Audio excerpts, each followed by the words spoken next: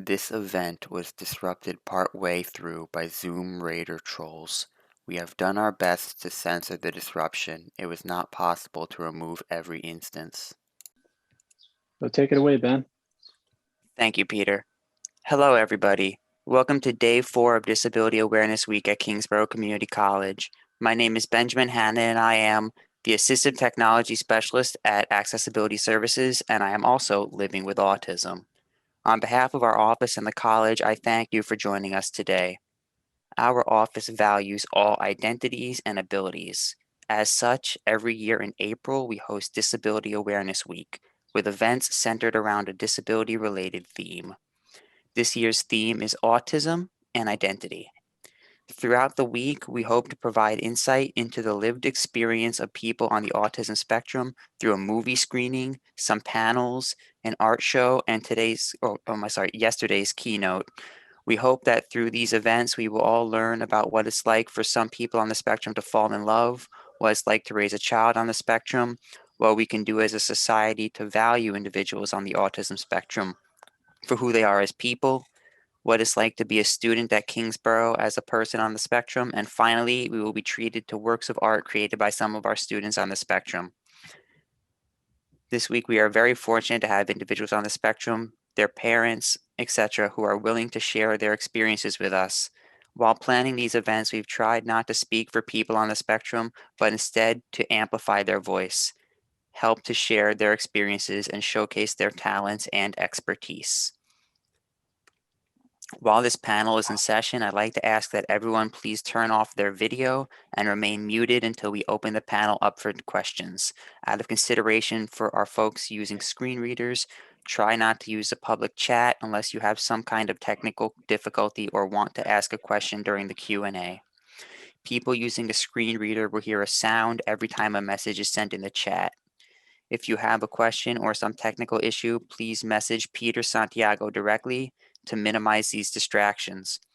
As you may have noticed, we will be using the auto transcript feature on Zoom to provide captions, but we also have sign language interpreters helping us throughout the panel.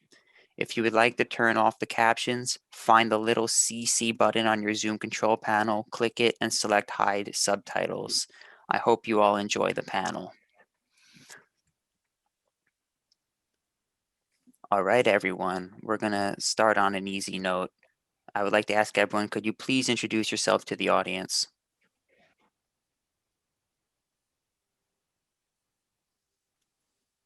Who would like to You go first, first? Andrew.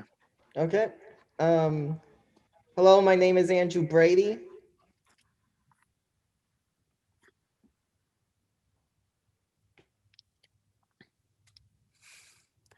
And Andrew, tell us a little bit about yourself. Oh, I'm a freshman at Kingsborough. My major is graphic design and illustration, and happy to be here. Nice. Brianne, please tell us a little bit about yourself. Yeah, and I'm a sophomore here at Kingsborough Community College. I am a theater performing arts major, and I am also very happy to be on this panel. Ethan, buddy, let's hear about you. All right, last but not least. Hi everyone. My name is Ethan. My name is Ethan Jones. My name is Ethan, and I am here today to. I am a liberal arts major, and I am also really just thrilled to be here today.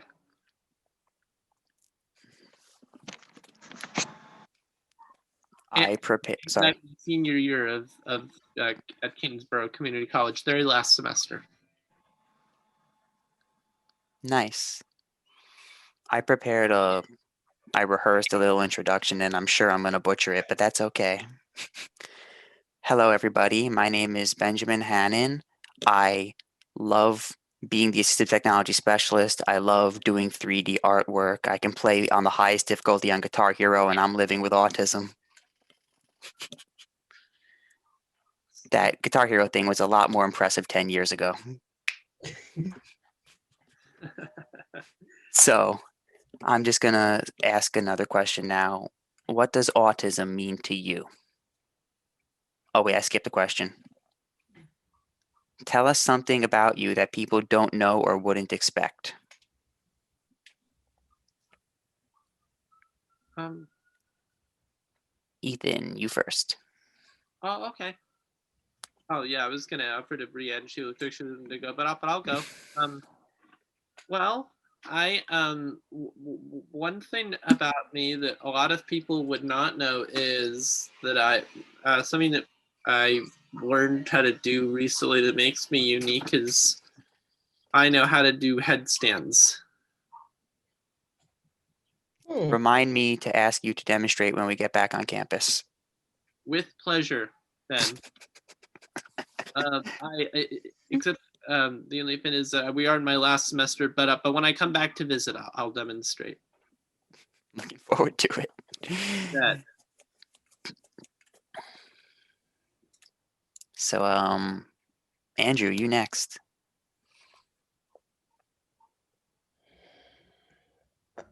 I would say the most interesting thing I've learned is where no, not that. Actually learning how to paint and draw because coming to Kingsborough, it was my first actual art class. So, and I've excelled pretty far than I expected. Beautiful. And I've seen Andrew's art, and let me tell you, very talented. Come to the art show tomorrow if you want to see it. Brienne, tell us something about you that people don't know or wouldn't expect. I'm a singer as well. Not only I perform in the theater arts, my original major was vocal, and I can sing along with drawing. And I also do cosplay, which is basically dressing up as a character from a TV show or a movie series or a book series for fun. And I'm also the president for the theater club here at Kingsborough Community College. Nice. Something people don't know or wouldn't expect about me. I don't know. I'm an open book. I wear my heart on my sleeve. I can't really think of much. All right. So, what does autism mean to you? Brienne? Autism means to me, it's for me, I feel like autism, it's this giant array of flowers where it's like every different flower is so different because of the spectrum being so diverse and how there's so much more than just being like having autism. For me, example, I have PDD NOS, which is basically a form of autism where some things are harder for me to learn than others. And I feel like, and not only with just the different types, there's also different levels, and how those different levels can also go along in handing with the different type of autism that you have. And I feel like it's this giant, like not only like this giant like array of like flowers that blossoms in its own beautiful forming, I also feel like it's this giant puzzle piece. How each and every type of autism plays a major role in this world, and how it is beautiful and how it's so special for an individual, and it's just this array of lighting that like we can't see, other people may not see it, but we can see things more than other people, and it's beautiful. I agree. It is beautiful. The level of diversity that comes from the world of neurodiversity, the world of being on the autism spectrum. It is just, you said it so well. Um, Ethan, what does autism mean to you? autism means to me knowing how to articulate clearly, and it also means um, I feel like I have a very strong level of happiness and joy and pride that I bring wherever I go. and also and also I think it also just means to me I feel like I don't like sometimes I'm around a lot. I get surrounded by a lot of people in my family who like to judge others by just people and things in general by with social construct, which are and labels and all kinds of labels, and I don't. I just kind of just because I feel like because I have autism, I feel like it's allowed me to think of myself and of other people who other people are as individuals, and uh, also it just kind of uh, pushing myself to do to just have all kinds of unique talents that are important to me, like doing headstands. It sounds like autism is very personal to you and that you're sharing a lot of the experiences that are associated with autism for you. And I love that. That's awesome. And Thank thank you. so much, Ben. I really appreciate it, and that is absolutely what you said is absolutely the case for me. Maybe it is very personal to me indeed. Every day I get up and I feel proud that I have autism. As you should. Thank you. Andrew, did I already ask you? I know I missed someone. I think it's Oh, no. I did not ask Andrew. So tell us, Andrew, what does autism mean to you? My bad. What am I? I just hello. Hello. Yeah, you were frozen, but now you're not.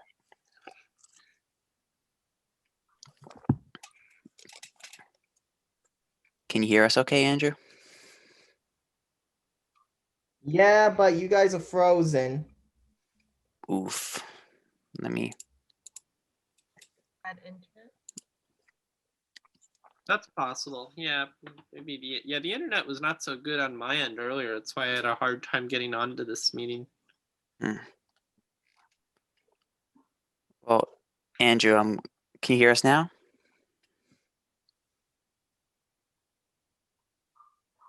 Huh. We got 2 theater majors here, so we understand that the show must go on. Right. Exactly. Well, except the only thing is, Ben, I'm actually not a theater major. I'm liberal arts, but when I transfer to Hunter, which is where I'm going next, I plan to major in theater. I was a theater major at Kingsborough for a while, but I decided I didn't think that the program was right for me, but at least I'll try when I go to a 4-year school. So, but I thank you for acknowledging my interest at least. Thank you so much, Ben. You're a pal. You're welcome. I see Andrew is back. Andrew, can you hear us okay? Yes. What was the question you were trying to ask me, Ben? What does autism mean to you? Autism means to me, it means like thinking outside the box when it comes to certain assignments, when it comes to well, anything really. Because when people shouldn't think of it as a crutch, more like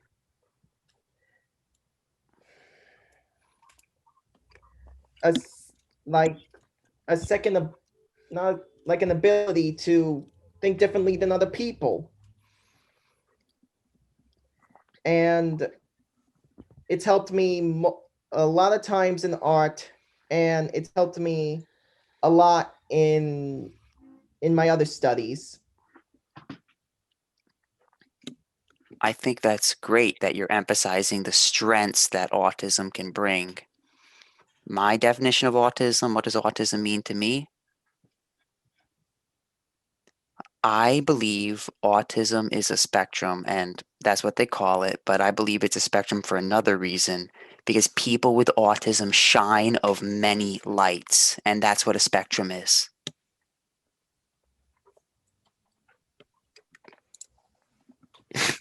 And I really love.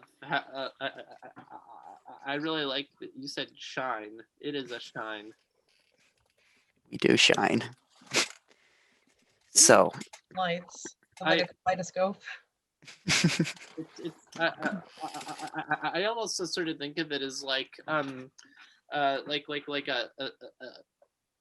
a shine, like the shiny color full disco ball. I like that a lot. Yeah, actually, speaking of which, I got one for Christmas. Bring it into M126. That yeah, Everything must come to my office. yeah. Maybe that means from now on, Ben, the only music that gets played in M126 is disco music. You'll never take my electronic music away from me, Yeah, no. nor my classic rock. Or EDM, classic rock. Good. So, we got a question here asking what are some of the challenges or barriers you've faced as an autistic person? And I'm just going to start doing the show of hands for who goes.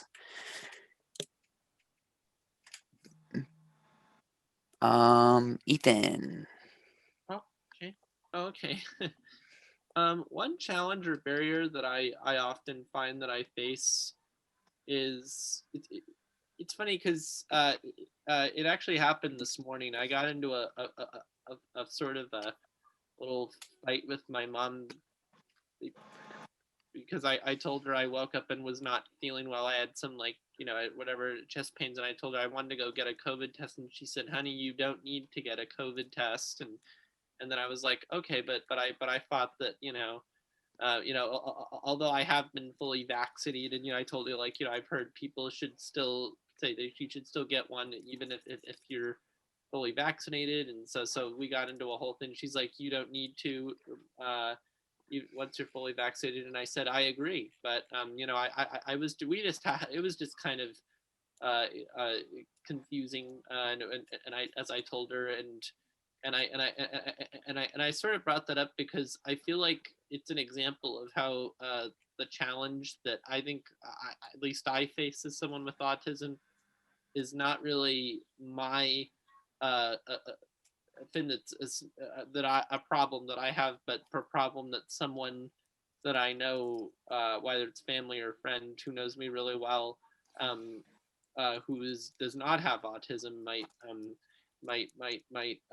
have, where it's just uh, because I'm being much more precise in how I communicate something, and my mom sort of is just sort of was just so sort of like, because I told her she had my sister over, and I told her my sister said that, and she said, "Why are you blaming your sister?" And I'm like, "I'm not blaming her, I'm just referencing her." And I don't know why you think it's all about blame. And so I just think we're much more precise, or she second guessed my wording, and the truth is that I am of my word. So It sounds like you've got a very logic oriented mind and very order of things how they go. And it seems like that's not the default. In society, we're a lot more emotion minded on average. So when someone with a logic mind comes in, it's pretty easy to misrepresent them. exactly, but that's not to say, Ben, that as I told you earlier, I do. It's not like I don't still feel emotions. It's just the different dominant process, but they both still exist in everyone. Exactly. It's just in this case, I was just being logical and just saying, or I'm just taking responsibility for my own health. But Makes sense. I feel much better now and more confident because we had the talk. So All right. And you put it very well. Oh, thank Very you. good self-awareness, Ethan. Thank you. Thank you. So I'm gonna ask another person, what are some challenges or barriers you faced as an autistic person? Brienne. Personally, I remember there were like moments where like I felt like there was this sense of me not understanding things and like how when someone tries to tell me something, my brain takes it in as something else completely, and how I try to put in my own words like how I can express this without like without like having the sense of struggle of like me saying something completely wrong where I never mean to say something completely wrong, or it's this sense of where it feels like sometimes like I can even give an example. I remember sometimes when my mom means one thing, it's a completely different thing, and how I take it in something completely different, and then like my mom's like, why did you get this? I told you it's something different. I'm like, but you said to me this. So for me it's like taking in information sometimes is difficult for me. So I'll even ask her, do you have something visual so I could see it so that way I know? Because sometimes for me, I'm better visually than like sometimes processing it in fully. And another thing, like I also remember struggling the most was like this sense of communicating with others. Because I remembered clear as day in like middle school and like elementary school, I was always been treated differently. Like I was kind of like a black sheep out of my entire class where people were like, oh, don't go near her. Yucky. All the other. What was that? Let's keep our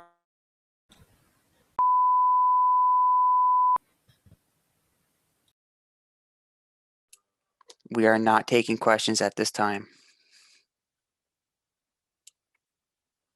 Everyone's microphone has been turned off. I'm going to need to request the panelists turn their microphones back on. Right. And I'm going to be removing anyone that says anything out of line. This is not the place for that kind of stuff. Yeah. Brienne, are you okay, Brienne? Yeah. Yeah. Yeah, no, I was just making sure. No, because I'm so sorry that you got interrupted. It's No, I just hope that I imagine you. I don't know. It must be really annoying to have. It was pretty random though. Let's hope for no more Zoom bombs moving forwards. Yeah. Was that comment even part of the meeting? Oh, who cares? Of course. Maybe. I don't know, guys. Unidentified. it's the That sense. I apologize for that interruption and for the vulgarity of that person. And I won't be letting anybody else into the room. So hopefully we won't have any more Zoom bombs. I'm sorry about that. That's all right. It's all right, Peter. Thank you for your concern. It's quite all right, Peter.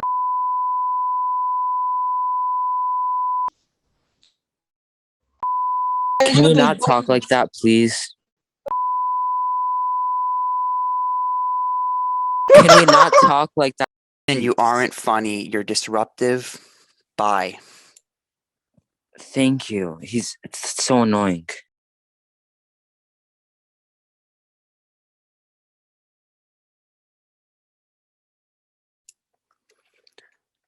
I apologize for that again. It's all right, Ben. It seems like there's only so much control any of us had. Right. And again, I apologize. But I also think that as long as you are all comfortable with continuing, that we should, and we shouldn't let any ignorant people or people who are being vulgar stop you from expressing yourself. So I Right. apologize again for these people getting in. I'll try to do my best to keep people like that out of here. Okay. Alrighty. Thank you, Peter. Thank you, Peter. We were on We were challenges and barriers you faced as an autistic person, and Brienne was up. yeah, that's right. You were talking. just to wrap my thoughts overall, it's just this sense of communication with others was just a major struggle, and that's pretty much it for me. And just how it's this sense of like I feel like sometimes not many people would understand what an individual would be thinking, because in my mind internally I would understand it completely, but it's just the lack of wording of how I would process that out to others. And that's, I mean, I fully hear that it is it's sometimes social communication type stuff is a struggle because we do experience the world differently on a social level, and that's something that oftentimes does create difficulty for us. Soon after this moment, control of the Zoom meeting was lost. We locked down the room and started again. No additional disruptions occurred. Alrighty, let us take it from the top. The next question is a positive outlook. We're going to be looking at what are some strengths afforded to you by autism. And Brianne, you can go first. Some strengths for autism for me, I feel like with my disability, it has helped me out with my career as well. How when I basically get involved in like a show or look for inspiration for like in the arts, I would focus on a particular thing and I would look for a sound that would complement it. And with me, I remember before how with my disability, I would usually focus on things for like a very long time, and how sometimes sounds could like be very sensitive to me, or like how some sounds can always be sticking within me more than others. And with that, sometimes I would use those for me when I go in for like a production, or when I learn my lines, or how I would prepare myself to go onto stage, or creating like a piece of artwork, or even creating a costume. It sounds like you've become very strong because of this, and I admire that a lot. So, strengths afforded to you by autism. I mean, shoot, I can go next. So, one strength afforded to me by autism is that when I'm interested in something, I can become very good at it. My interests are really narrow, admittedly, but when I really latch on to something, the amount of psychological mental energy I have to pour into it is huge, and that's really helped me grow in a lot of places. Like, for example, I do 3D printing, 3D modeling. I'm just so fixated on that. I have like unlimited energy for that, and so I've become really good at it.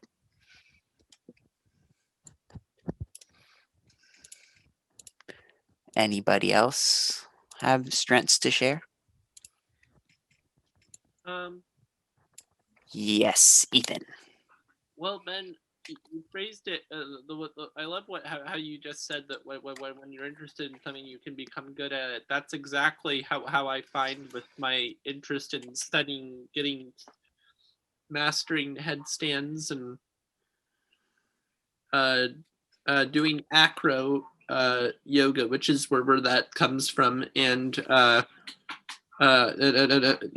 no, I think that's an apps, and I feel like that hasn't really been like I haven't been sometimes I feel like I'm not around enough people who are able to acknowledge that. Like when I'm around people, they're always showing me this is how you do this. This is I mean, it's one thing if you want to make a suggestion, but when but people offer me suggestions, they're sort of doing it as if they're being a little bit kind of biased, like talking down to me or something, and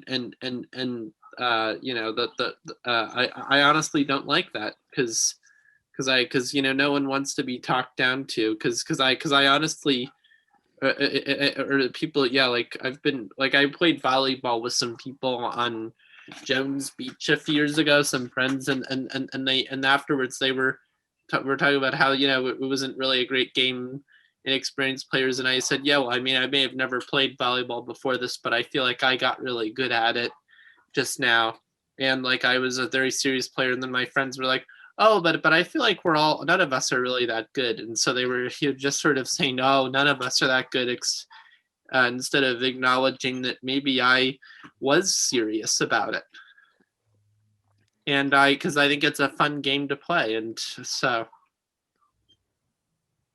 Sounds like you've touched upon a point that I feel very strongly about as well, where like I will gladly take advice about something, but it's just like don't make an assumption that I don't know. Exactly. Very well put.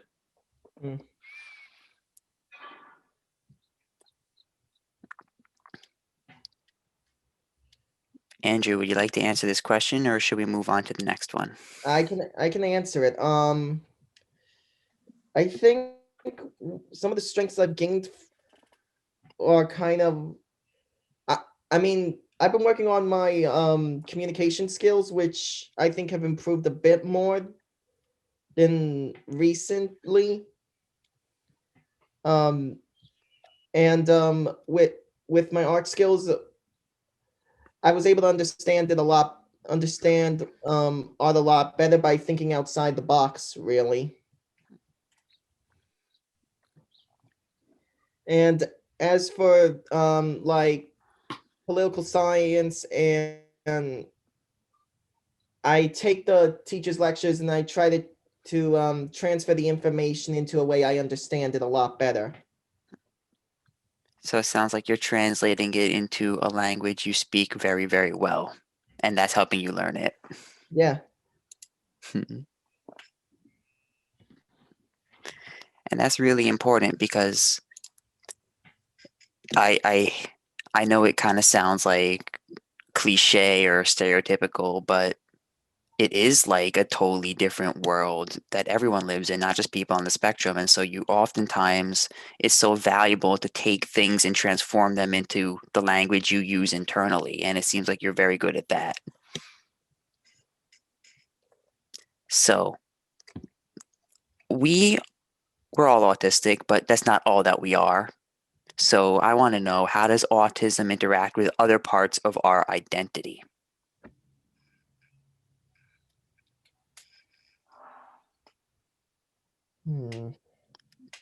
And if you guys need some time to think, I can go first. Go ahead, Ben. Yeah, go ahead, man. All right. So one thing about autism is, it's a series of strengths, it's a series of differences. It's also, for many people, a series of delays and just struggles to catch up. And for me, the intersection of my sexuality and autism was huge. Many people, when they're going through puberty, they say, hey, I think I'm gay, or I think I'm bisexual, I might even be transgender. I didn't realize that around the age most people do that I was gay, because I didn't realize that I was supposed to have externalized feelings about romance in any capacity. It's like I didn't have crushes on girls or boys or people in general. I just didn't have external romantic feelings around the age I was supposed to. So I kind of came late to the game. It's like, oh, wow, I'm 16, 17, and now I'm realizing this. I just was genuinely convinced I was asexual because that didn't come on time. And then I'm like, oh no, I'm gay. And I mean, for what it's worth, fast forward to now, I've been in a relationship with a wonderful man for almost 5 years. Guess I figured that one out.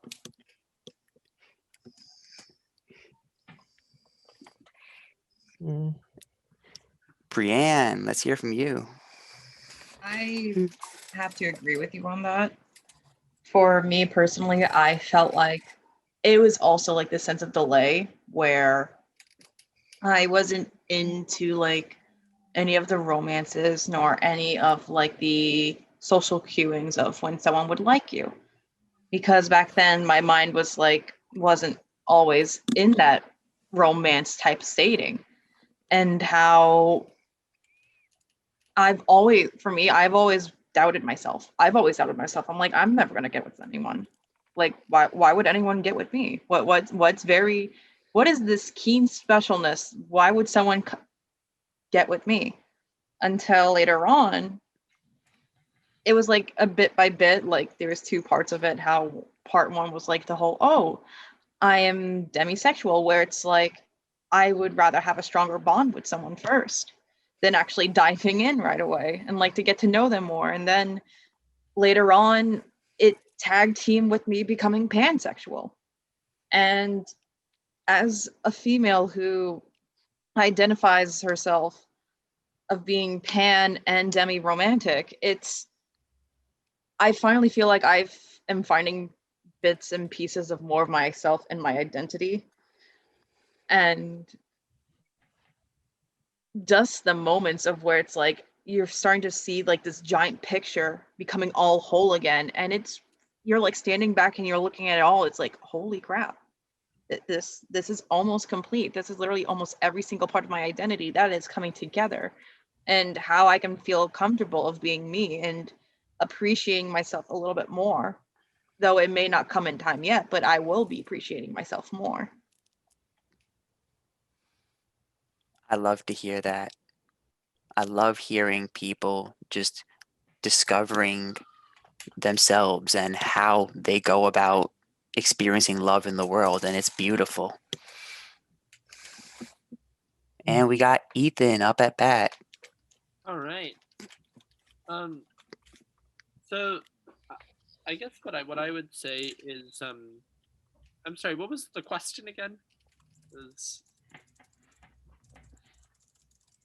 Ben? The question was, let me pull it up. How does autism interact with other parts of your identity? Oh, well, I would say that I definitely feel it's funny adding to partly to what Brienne was talking about and what you two Ben and discovering your sexuality maybe a little being like a little bit ahead of the game. I'm definitely also a late bloomer. I would call myself a late bloomer in that. It's definitely, but the good thing is I don't consider it a problem. I just sort of think it is what it is. But um, it's definitely like, yeah, no, I have had a couple of like girlfriends in the past, but I was never really with both of them. We never really like did anything like uh where we never were with my first girlfriend. She had medical conditions, so we weren't really able to kiss or make out or do anything physical, have sex or anything like that. But with the second girlfriend I had, we both really wanted to do that, but she always said my mom says no, and then I told her, well, your mom may say no, but that doesn't mean that you don't still have the right to do it if you want to. As long as you and I both want to, we are the ones who have the say in that. Not your mom. And so, and the fact is that my second girlfriend had no medical conditions, pre-existing conditions that would have prevented her from doing so. So it was really so yeah, it definitely was frustrating, and so I haven't really gotten to have an experience like that with anyone yet, because of those experience with first two girlfriends. But then I came out as gender queer, and I realized being now gender queer, it's so much more than just about sexual orientation. It's about playfulness and identity parameters. Just kind of maybe me, you might mean I'm just think differently than a heteronormative neurotypical person because I'm more. It might mean that I'm a bit more creative, and I think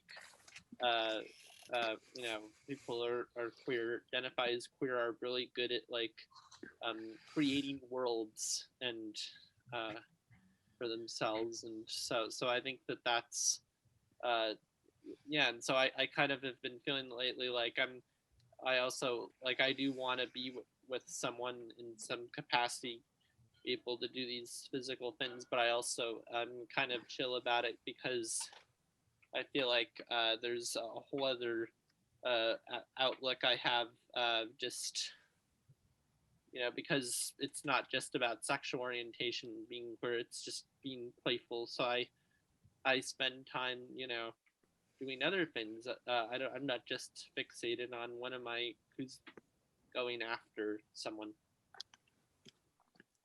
boy or girl. I'm bisexual now, so.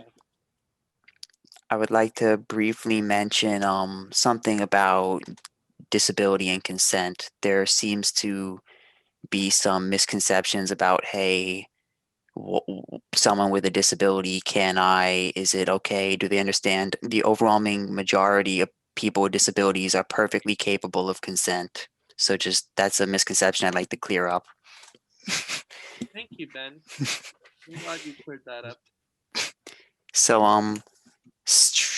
how does autism interact with other parts of your identity? Andrew, you want to answer this one? Sure. I mean, for me, it's kind of. I mean, it's been kind of good for me because I mean, going to Kingsborough was my dream, and I actually got to have my dream, but I had to make a lot of choices which involved studying a lot, and I mean, for me, unlike Ethan and Brianna, I I tried having a caring about someone, but it didn't work out for me, so I just focused on my studies. But Your identity as a student is very important too.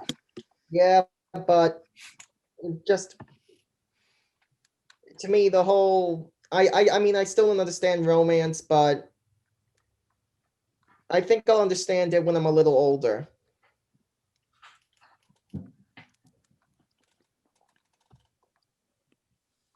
And when that day comes, I'm rooting for you.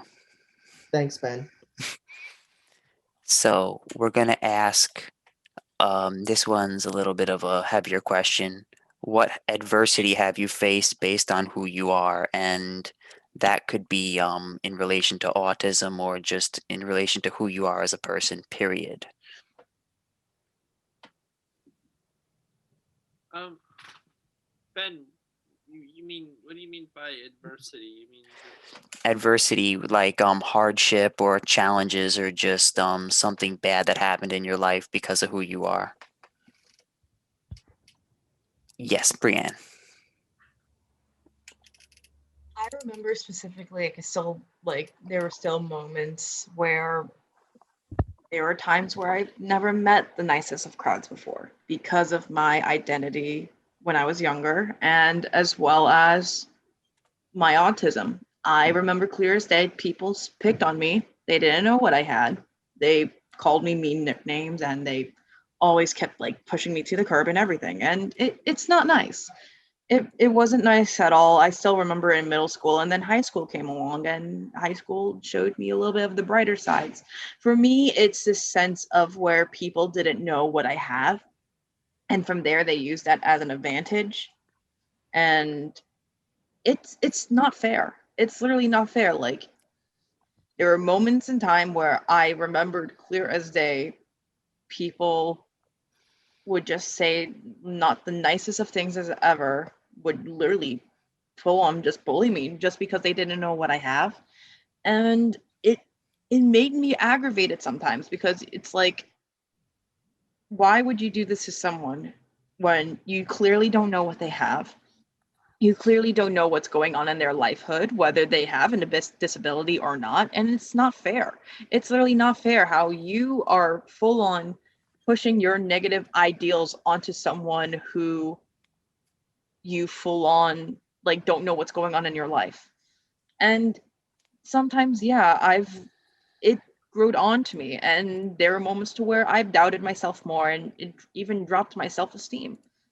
But for brighter notes otherwise, I remember that there were specific people in my life that came in and they lifted me up and they showed me the greater things of life. And I'm still thankful for those people for today.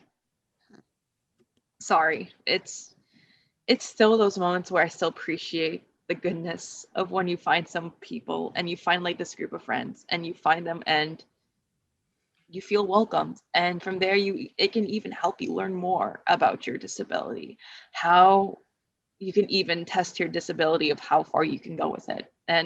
That's and I'm thankful for my best friends and my friends that I love dearly, and it showed me how far I can really go, and I truly appreciate that. And I am so glad that you're taking the time to acknowledge the good people around you, because it's just so easy to take this look at disability as this despair narrative, but you're bringing in a lot of hope, and that's so valuable. Indeed. Truly. S- So the question is about adversity we face based on who we are.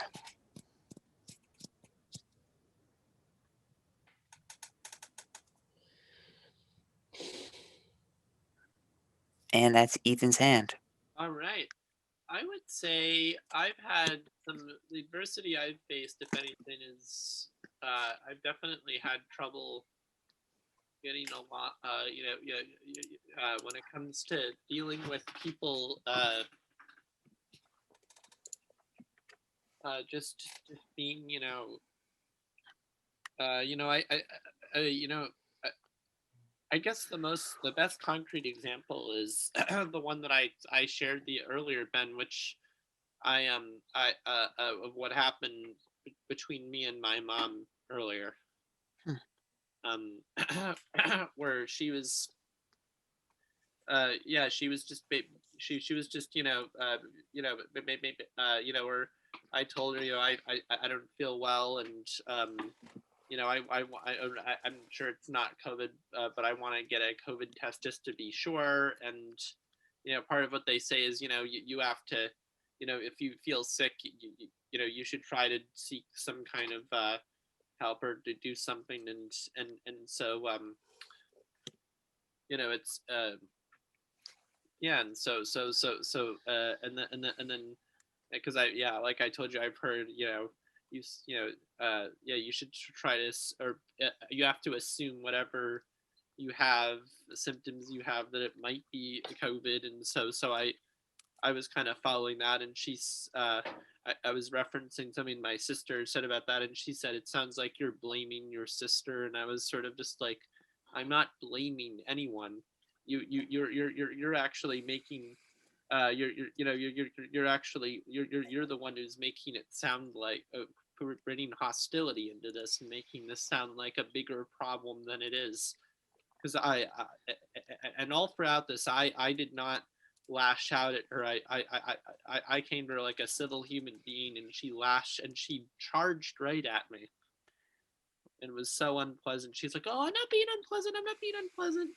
And the reason I sort of think this is based on because of who I am, adversity because of who I am, is because I think that she was caught up in it's like we were saying earlier, the way that I communicate is different. Or she, because I said was confused about what my sister said, and she said, she said, it sounds like you're angry with your sister. And obviously anyone here knows uh, there's a big difference between being confused and being angry with someone. And I just think that my mom is probably, who knows, she probably is used to, being around.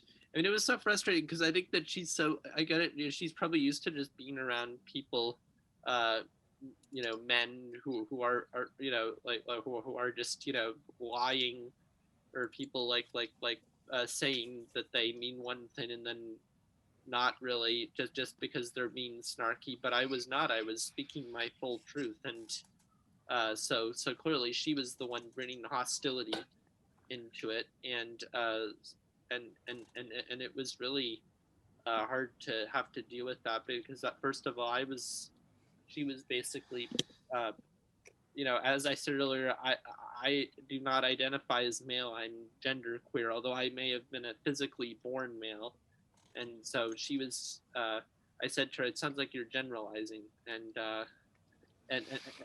so she doesn't, and she's just not used to people maybe saying that they don't words, and not meaning them.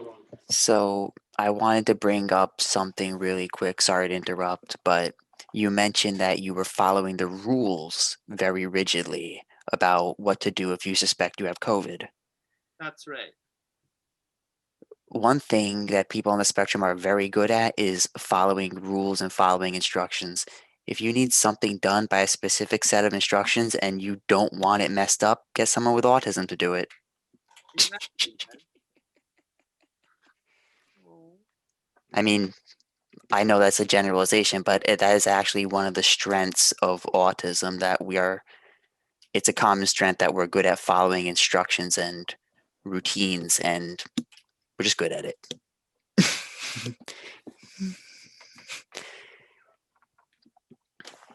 So, the question is, about,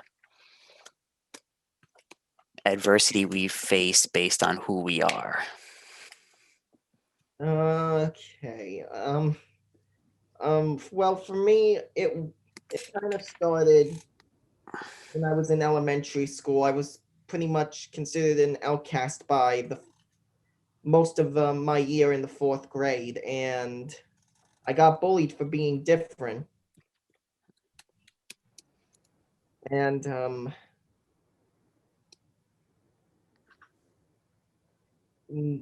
no, it was a group of kids. I was con. I mean, yeah, it for me it was bad, but then I ended up in a pretty good school I ended up in a pretty good middle school where bullying was pretty much frowned upon, and I made a lot of friends who I considered they're still my lifetime friends, but we haven't heard from each other. And as for middle school, well, I mean, I wasn't really the most liked kid because I was always like an A+ student or a real go-getter with my work. I always focused on my studying, and I mean, I had friends, but it was more or less the social um trying to get people to socialize with. And I mean, yeah, it was hard. But I coming to Kingsborough, I really made a lot of good friends such as Ben, Ethan, and Margot, who's with us today. So, yeah. I'm just going to say it. In our virtual study hall, Andrew is a social superstar.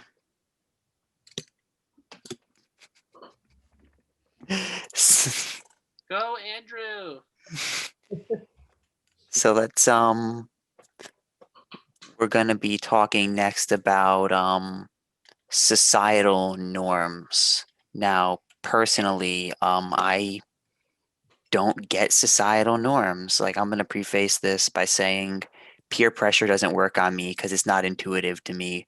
Oh, Benji, you should drink with us. Why? Why would I do that? You should use illicit substance. Why would I do that? It just never got through to me because that societal norm of do it because others are doing it, just no, it was never intuitive to me. It never worked on me. But I understand that's not everyone's experience.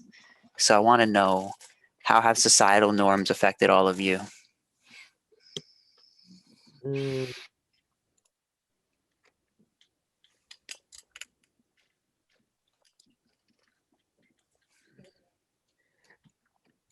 I would say for me, peer pressure, because I mean, a lot of kids like wanted to be my friend, but they were the wrong kind of crowd. And I think that's what led to a lot of the bullying. So a failure of fitting into negative societal norms caused you trouble. Yes. But I mean, I feel like I did the right thing by not being friends with those kids. Because then I wouldn't have accomplished as much as I've done in the past and up until now. You're absolutely right. And I'm glad that you made good decisions for yourself. So, how have societal norms affected us? Ethan. Ben. Societal norms have affected me as far as that they affect me every day. I mean, just like I'm just trying to think of an example. I I guess you know, as I came out this past year, I have been following the film actress Elliot Page, originally known as Ellen Page, but now Elliot, because Elliot had come out too, and so and I was saying to someone like, you know, why is it that Elliot Page doesn't get cast in movies all of a sudden, just just because she came out, and then I can't remember who it was, but I do remember that the person who called me tried to argue against me on that was a white able-bodied man, and they said to me, or he said to me, because be, because because because people identifying as completely heteronormative, that's how people make money. And I was sort of just like, okay, I don't know, that sounds incredibly vague to me, because the whole idea is you can identify however you want and still be able to make money. So I thought that that was a complete stereotypical comment. I mean, although I get it that it's a fact that you, because there's so much discrimination out there, but you can't make money unless you identify a certain way. But it's but don't assume that just because that hasn't happened yet doesn't mean that it can still happen.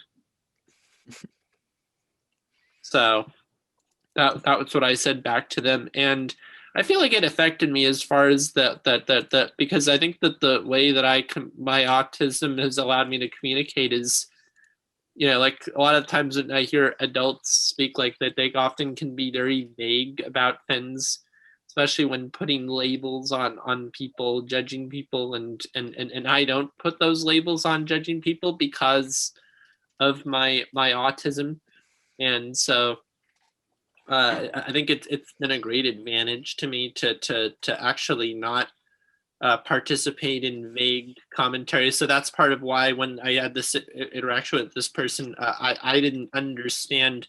Like, I'm just sort of like, okay, be more specific. Like, what does that mean that Elliot Page doesn't get cast in movies because she came out? That what does that mean that she can't make money just because she came out? It's sort of it just doesn't make sense to me that just because something doesn't happen means that it can happen.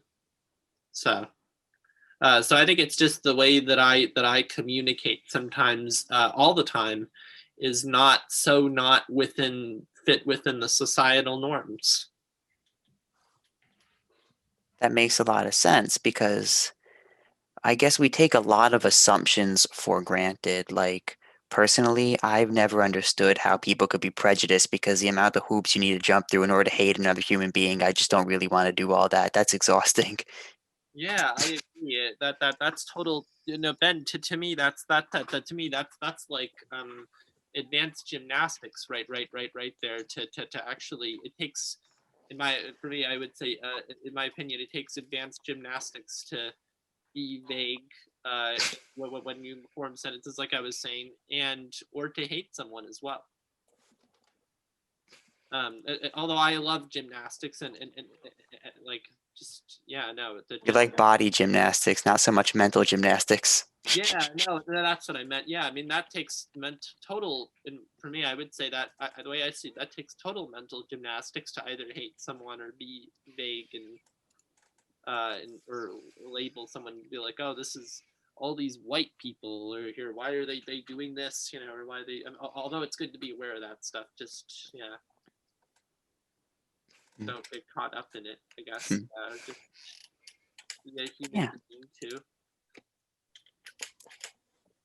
So I'm just gonna put the question out one more time. How have societal norms affected us?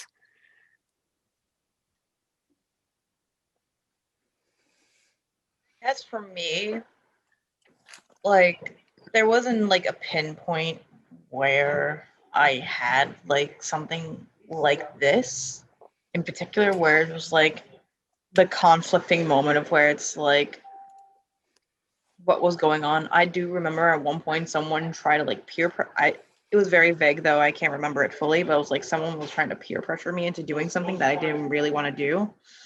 And then I kept fighting back and I said no. And it's weird of what people would do.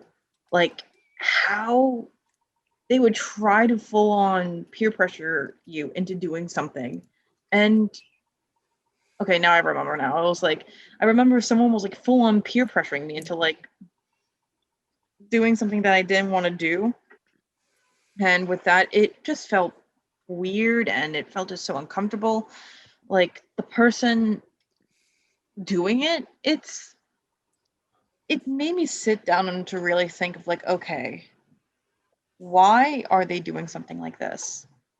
Why, like, because usually with me, I usually try to get all sides of the picture to see like why an individual is choosing their actions like this. But then it was like this weird sense of like how you should always try to make sure you're keeping your guard up no matter what's happening in the end.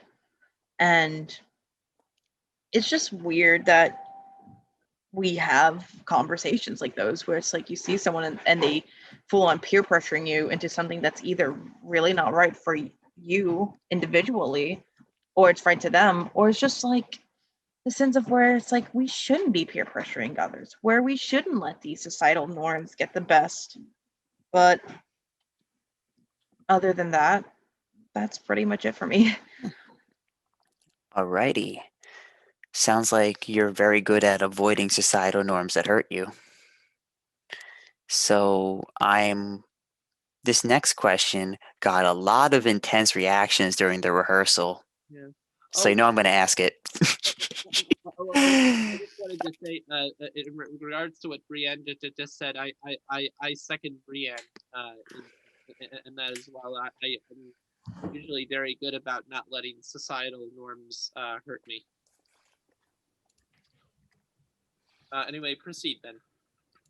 So this was the question that got all the big reactions. I've heard from questionable sources that autistic people don't feel empathy. How do we feel about that? Getting all the no's. Information. Whoever published that question has not been a primary source of actually doing their research first beforehand and talking to people with disabilities. Brienne has her hand up. Repeat the question again, because I remember just like that rush of moment again. It's just like that reliving like flashback.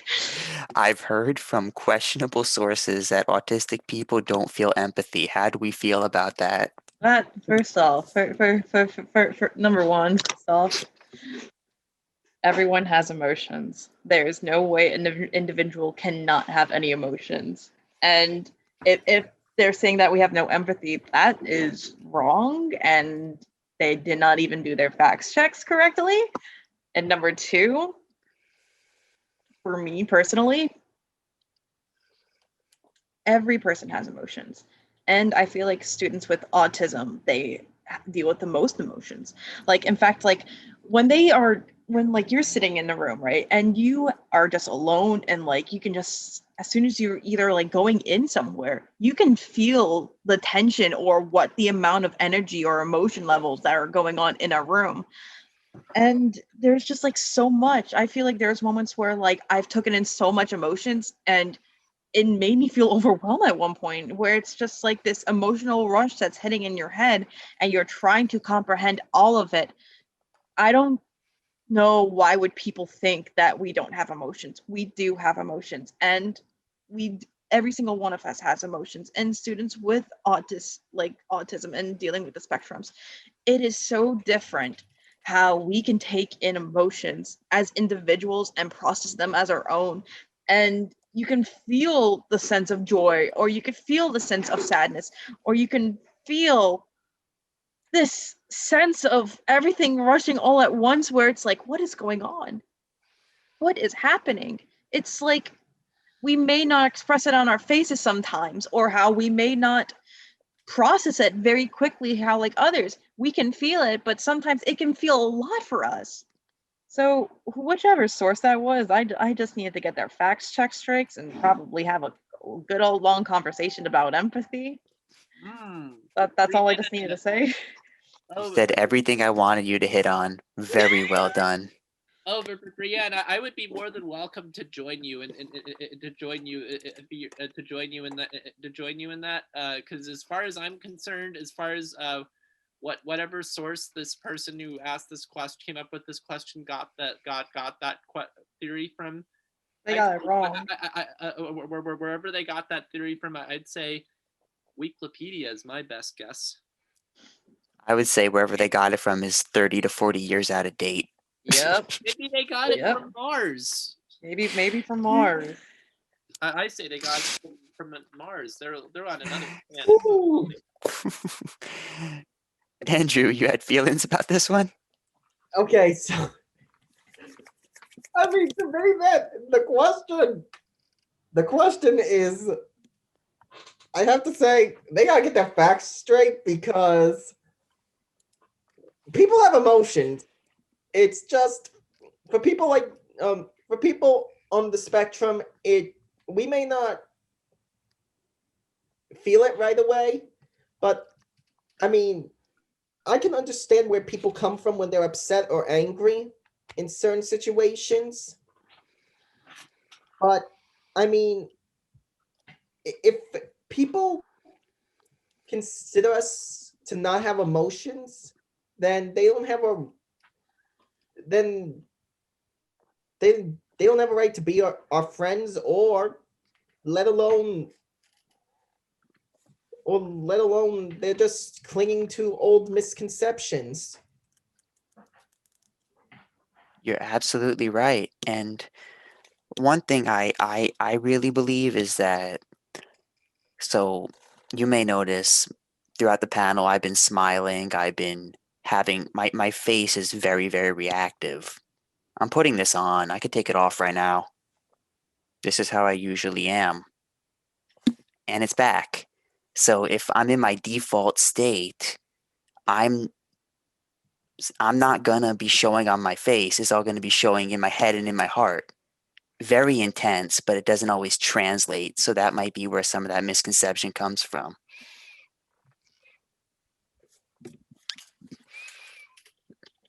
Alrighty. So we got a few questions left. This question wants to know, have any of you been nonverbal? I've been nonverbal at one point in my life. Yes. I can attest to that. I remember specifically, like after I was being born, it was like at age 3. It was mostly, yeah, it was at age 3. It was when we found out that I had PDD and OS, and like they took me to the doctors, and then they noticed that that I wasn't even able to like communicate. They said like how, okay, your daughter has PDD and OS, and from there, both my parents decided to take me to like the therapy, and like they took me to like the sensory therapy. They took me to like every single therapist where they were able to help me try to work up onto my skills.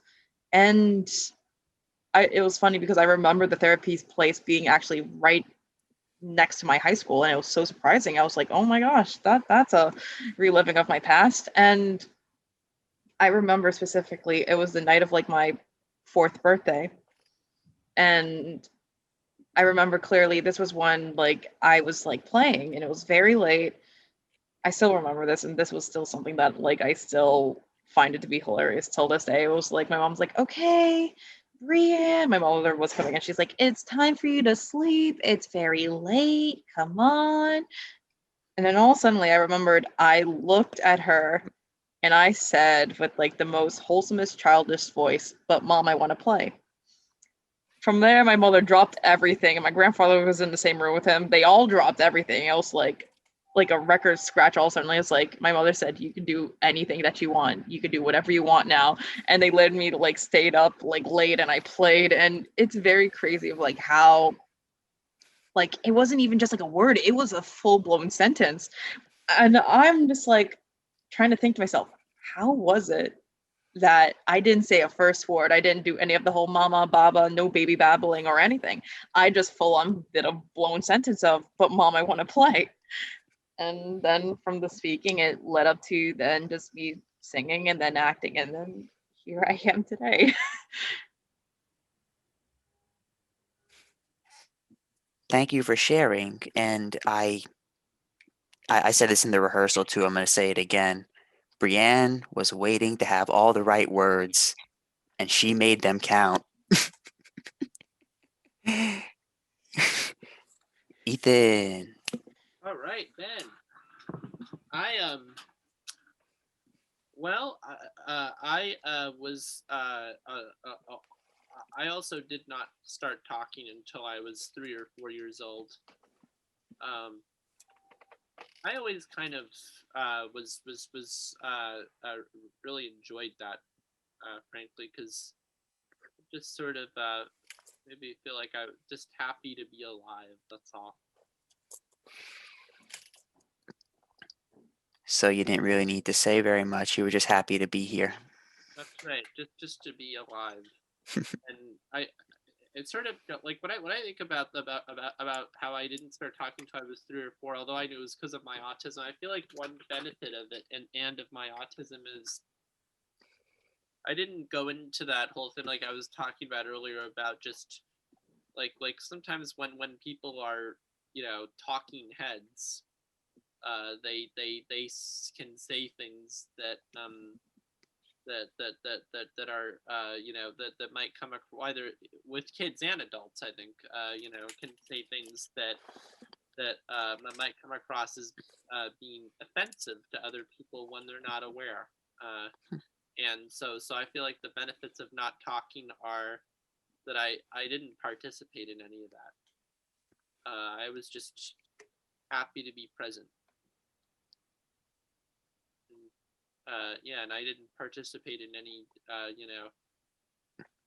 yeah, any talk against saying things to hurt someone's feelings.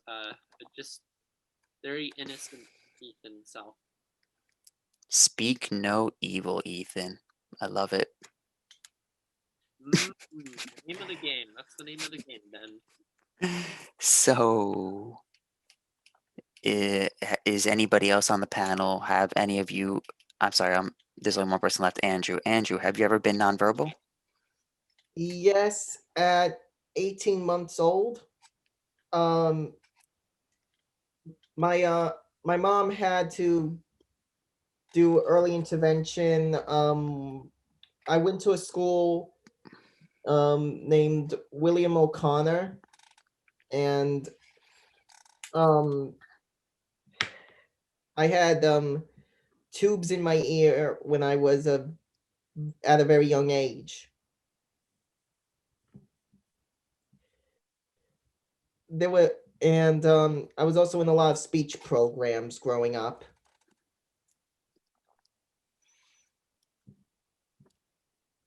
Sounds like it worked out for you because you speak very well now. Yes, it worked out. I trust Andrew's expert opinion on very many things.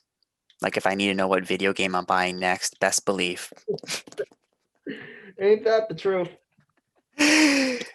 So we have one more question before we're going to our closing thoughts. How has autism or disability in general given you a sense of community or lack thereof? I'm just going to volunteer Ethan to go first because they shared with me a community they had joined recently. Thank you, Ben. Yes, and a community for people with disabilities, by the way, that's in Manhattan, on the Upper West Side of Manhattan, called Adaptations, which is part of the organization called the JCC, aka Jewish Community Center, and and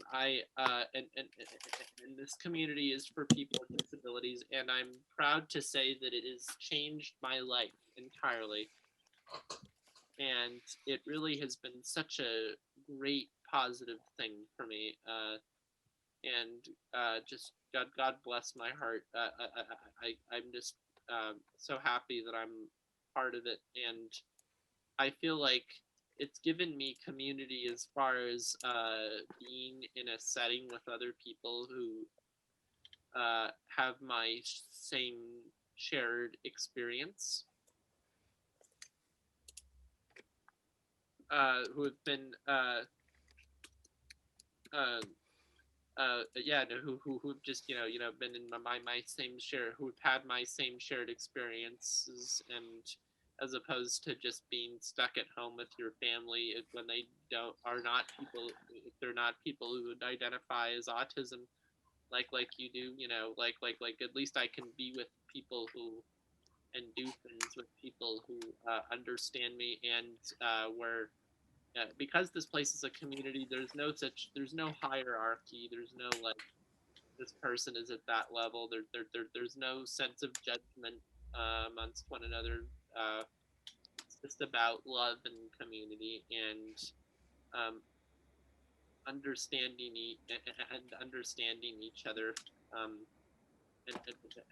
and there's no such thing as like because it's a community for people with disabilities. It's not like I'm around my family who sometimes goes into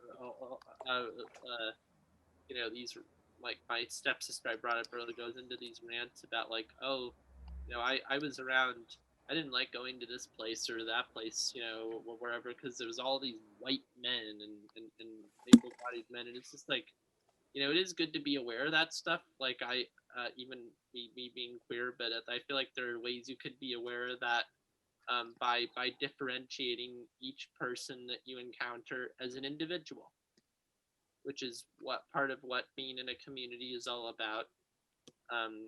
Recognizing who everyone is as each and one individual. So that's the strategy there, and and I feel like that's one thing that my autism has allowed me to do, and I noticed this with a lot of people in the community who we all have autism, like we're all really good at and a lot of people I know have autism are really good at not getting caught up in stereotypes or social construct comments, like we're just all very behave like human beings. And we don't fall into those damaging social conventions that other people just perpetuate without realizing. Mm-hmm. Indeed. Well put, my friend. Well put, Ben. So, has anybody else gained a sense of community from autism or disability? Yes, Brienne. For me personally, I've like after all of like my experiences and just like finding like my right crowds and everything, like and even being a part of like other like communities, I know the TCS like family has like helped me out and feeling like the sense of community and has like helping me out more, along with like my friends from like the theater department and how they've helped me out more with my sense of courage and like like reaching for like the parts that like I want to try out for and like auditioning for shows and really stepping myself out there and to show like who am I in the community and it's just like I guess like my friends that have helped me like creating like this sense of community and how they've like helped me out a lot and like how I felt more comfortable and like more at ease with myself instead of like worrying so much about like, oh my god, what is going to go on next or anything like that. And it's like I guess it's just like a little bit of like friends that you've worked on with shows and everything, and they've become like your family of your own, and I really appreciate them. I truly do, and I love my fellow peers that I've worked on with and like that I've like helped them out as like a stage manager or as a castmate. I just feel honored that I was able to meet them. It sounds like you've built what it, the scientific term is a family of affinity, but people like calling it found family, and it's so valuable to have. Indeed. So, autism and disability giving a sense of community. I think the people at TCS and the people at the study hall I attend with Ben have been a really big help. I've actually made a lot of friends while I was in TCS, and I mean truly I can't thank them enough for letting me be there and letting me talk with them every once in a while. And I'm really glad that accessibility and TCS are able to build this sense of community. Me personally, disability has always, for the duration of which I've been working at Kingsborough, this department and the wonderful students I get to work with have been a huge source of community for me. And I can't really speak any more highly of all the wonderful souls I get to interact with on a daily basis. I said in I had a profile last year where they asked who are my heroes, and I said, well, my heroes are the people around me as I do this job who are doing their best, who are accomplishing things, who are saying, well, I've got this going on, but I'm still going to kick ass. And those are my heroes, and they're people just like me, and they're everywhere. And that is the sense of community that I have.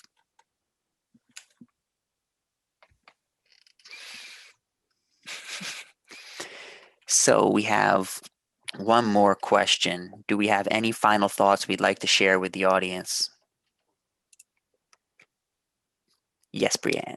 I I just feel honored that like thank you for everyone that has came here and it truly is like it's truly just like it just makes me feel happy that's like there are people out there that do care and are truly interested to learn more about what it's like to be on the spectrum, and it's like this sense of support. It's like whether it's like a family friend, a cousin, or like your best friends that are in the audience. I just feel thankful that each and every one of you have came, and I'm just happy that y'all were able to attend. So thank you, truly. There's anything I want to say is just that I'm always a pleasure to thank you so much, Ben, Peter, and Accessibility, and everyone who was able to be here today and to listen to us share our thoughts on what autism means to us. And it's definitely very personal for me, I think, as you all can see. And thank you so much for having these events, because these thoughts that we all share with you are things that the whole world should hear.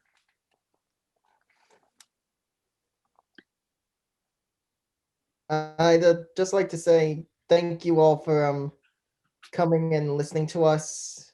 It was a real pleasure. I'd like to wrap up the panel portion before our Q&A by saying just the thing that I've always known about autism, about the students I work with, about just working at Kingsborough in general and getting to witness all this is that you can tell me, oh, well, my job is to help with computers. My job is to do this, that, the other one. That's not where the satisfaction comes from. I get so much satisfaction seeing my students do well. And hey, that's become the pattern, hasn't it? Because I feel just when you have that sense of community, any challenge in front of you isn't nearly as powerful as you and your community are. And so I'm very grateful to be a part of that and to get to watch that happen every day.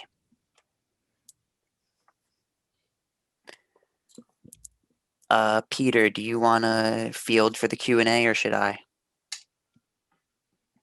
You're doing an amazing job, Ben. Alrighty. Just keep doing what you're doing. Gotcha.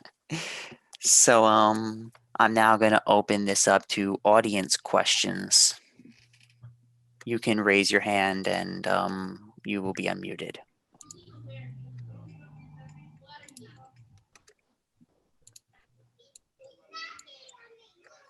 I see Margot's hand.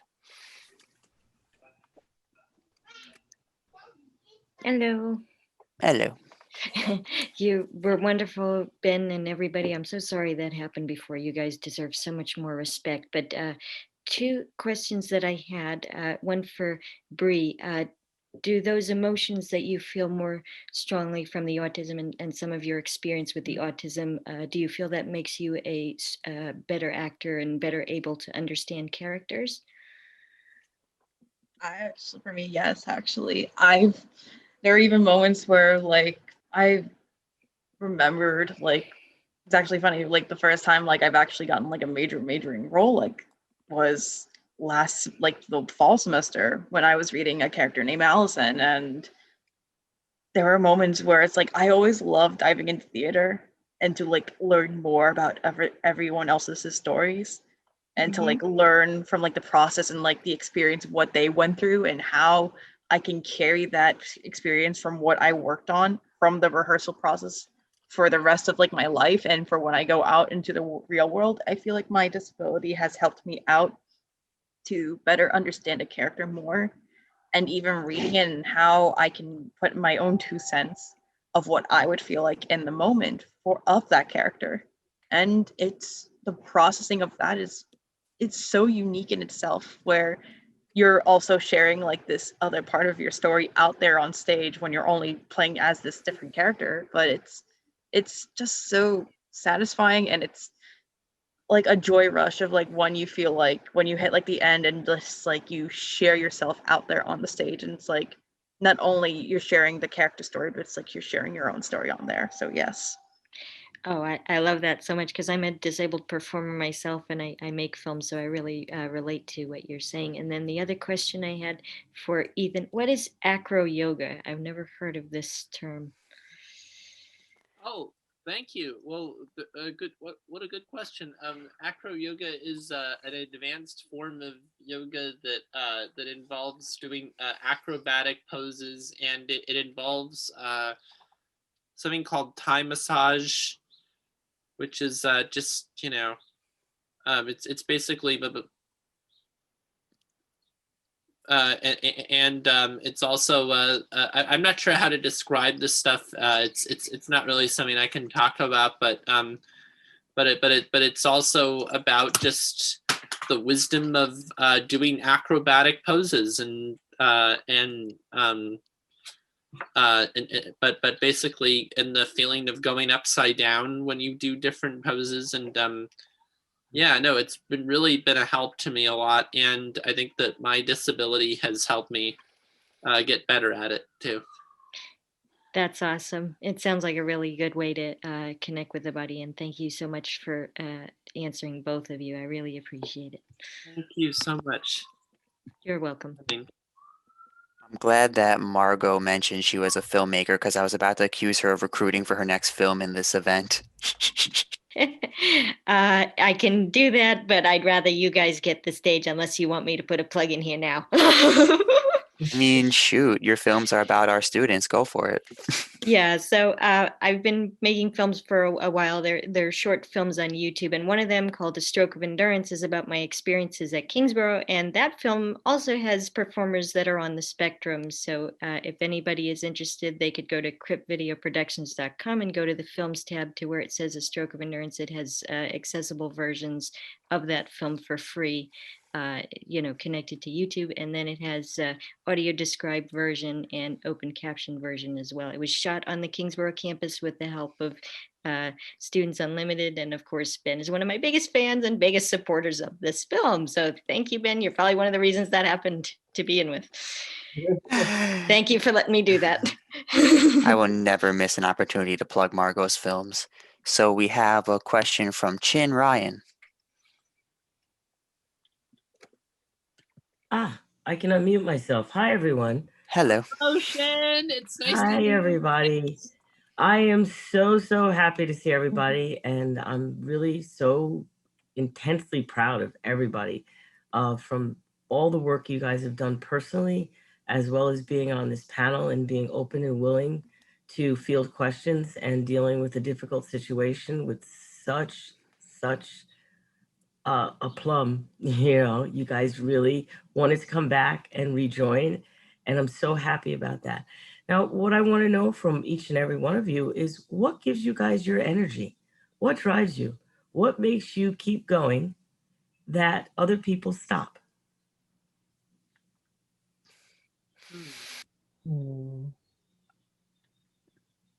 I can go first. Okay. You can go, Ben. So what gives me energy? I don't know. If I had to guess, there's a reason I can eat whatever I please and not gain any weight.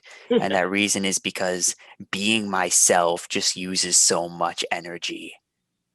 One of my friends said, you know how in like modern fantasy the wizards cast magic from calories instead of because there's like no, so I'm like, yeah, I'm casting my energy everywhere all the time, and just being this intense consumes a lot of energy, but I pull it off.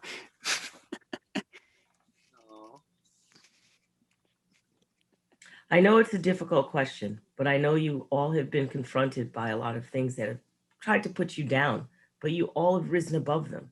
So go ahead, guys. Brienne, I guess you were first, right? For me, is I guess it's just like my dream. Like I've like ever since like I fell in love with like my career and like my passion. For me, I feel like I've always seen like every single actor on stage. For me personally, I feel like there isn't like an actor that represents what I have, like as a disability wise, and like dealing with autism and PDD and OS.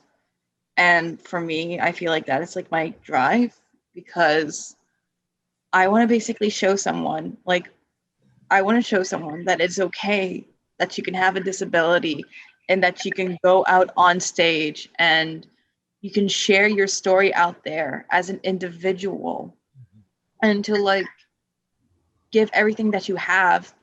And I want one day just like one girl to like full and tell their parents, Mom, Dad, I want to be her. I want to do what she is doing because I want to basically inspire someone that it's okay to have a disability and that it is okay to be you and that you should not feel like you should be ashamed of yourself, that you should strive for what you love and that you should never give up on a dream that you put so much in your heart and soul. I want to basically show someone that it is okay to strive for their dreams and that it's okay to be you and to show someone that you can do anything as long as you put your heart and mind to it. You can put your dreams into those actions. That's beautiful. Ethan? For me, one thing that gives me energy and keeps me going is oh wow. Is just wow, so much, Shin, that keeps me going. The first place where I guess I would start is just by saying that I'm really always I you know I sort of feel like the thing that keeps me going is just knowing what I love, and what I love to do is, and what I say I know I love to do, and what I say I love to do is what I love to do. And to never listen to other people tell me, yeah,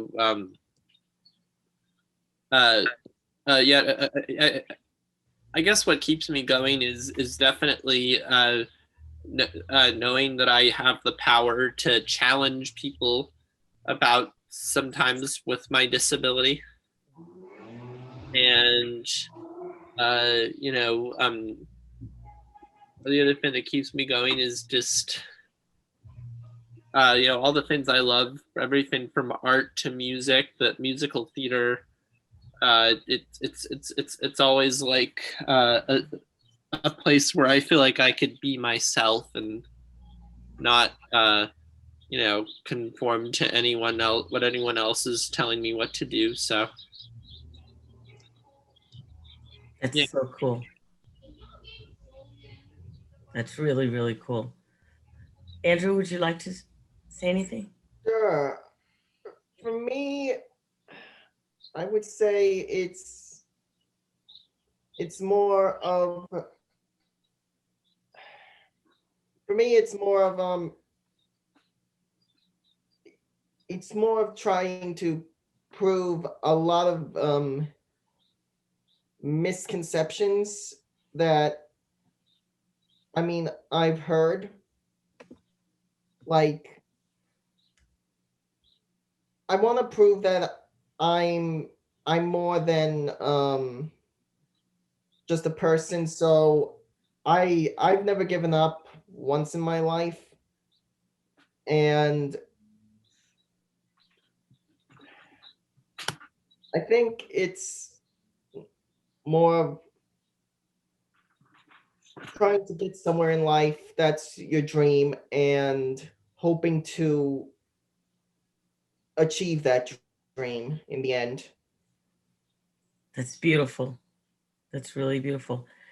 You guys answered the question perfectly for every one of you.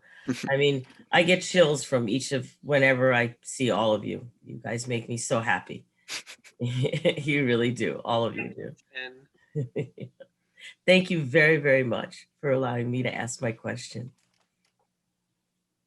I wish I could speak. Go for it. Okay. To Benjamin and all the students on the spectrum. I need to be honest. I am actually a KCC student myself currently, but unlike all of you who aren't surprised to hear, actually attend the KCC classes with other students on the campus. I only attend KCC classes as a student in a college program from the AHRC organization. So I'm surprised. So you all surprised me, especially you, Benjamin. You have such an role on the campus. I didn't know you had such a role that I didn't think was possible for someone with autism to get. I misjudged you. I misjudged you students. So I'd like to know, how was it possible for people with autism to be fixing my words, I am sorry. How was it possible for people on the spectrum to actually be recognized as actual college students? And how is it possible for someone like Benjamin to earn an excellent role on campus? Well, I can start by answering that it's a lot about the direction you will go in. Coming into Kingsborough, I didn't see myself ever becoming the person I am now. It was very difficult coming into Kingsborough because my social skills weren't there, my organization skills weren't there. I just wasn't as competent as I am now. But one thing that I realized along the way is as I continue to grow as a autistic person and as a person, period, I'm going to gain strengths I didn't even know I had. And it's all about the journey. It's all about, hey, it doesn't matter how quickly you're going, it doesn't matter how slowly you're going. What matters is that you're going and you're not stopping and you're acknowledging your strength every step of the way. I had one experience that actually built up most of the skills that I needed to have this job, and that was being the secretary of a club. I was given a lot of opportunities to practice assertiveness, to practice leadership in a controlled environment because the president would always have the final say. So if I messed up, cool, the president, the vice president, they could deal with, they can cover me. But I did actually put a lot of leadership and just assertiveness to I had to really use it when I was secretary of the Gaming Culture Club. And I also kind of acknowledged you're going to mess up a lot. You're going to make mistakes a lot. You're going to learn from them a lot. And they're not bad unless you fail to learn from them. And it's just, maybe you can't see yourself doing that now, but that doesn't mean it's never. Give yourself the room to grow, give yourself the room to become more awesome every day. And, I look forward to seeing what you're going to do very, very soon. Thank you, Benjamin. The rest of the about the rest of the students.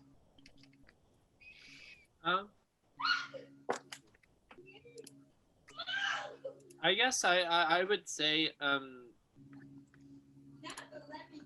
as far as how I got here, I just decided I wanted to go to college, and so I applied to Kingsborough, and I heard there was an accessibility program on campus, and it would give me extra supports, and because I'm someone with special needs, so I just and I knew that I could go to college because I had a high school diploma, so I just was like, hooray, I'm gonna do it. Wow, Ethan. You actually got accepted to the actual college, unlike me, who only got accepted through a college program by an organization. Oh, I see. Well, if blah blah blah blah blah blah blah blah. Eventually, I'm sure. I don't know. If you decide that you want to pursue going to college, I would encourage it. That's the best. To be honest, Ethan, I actually didn't want to because I thought college work would be suffering and stressful. But hearing how all of you didn't mind it, I'm impressed. You didn't mind the college work, no matter how much work you needed to do, and you actually got accepted. Well, thank you. Well, yeah, no, I mean, it's obviously up to you if you ever want to go to college, but no pressure too. Technically, I am in college, just through a college program. Exactly. Right. I All like. right. Hey, Peter. Hi. Hey, Peter. Oh, it's almost about that time where we have to wrap up. But I really just wanted to express my appreciation for you all. The strength of character, the resiliency, the bravery. I'm having to hold back emotion here because I'm so very proud of you all, and the fact that you are willing to continue, given the attack that we just witnessed, will impress me for the rest of my life. And I thank you again. Thank you, Peter. Thank you, Peter. Thanks. And I thank everyone for sticking with us and for rejoining the event, because this was important that we hear these amazing people's voices. And unfortunately, tomorrow our event will be by registration only, just so that we have an added level of security. But I hope that what you take away from this is what these amazing people said, and their actions, and the amazing lives that they're living, and the great things that they're going to go on to do in life. So I thank you all very much, and I hope to see everybody again soon. you again. Peter. Yeah. Definitely. I hope to see everyone again soon. Yes. Thank you, Peter, for